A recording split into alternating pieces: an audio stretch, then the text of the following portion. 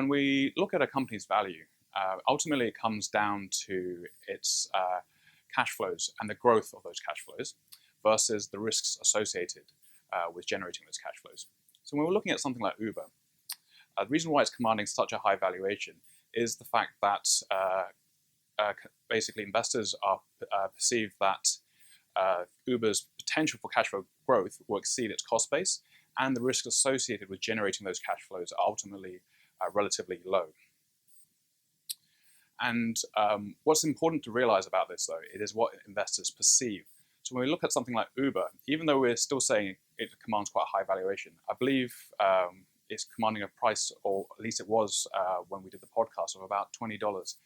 Now that is actually half the price of its IPO in 2019, where I think it was for $45 US dollars.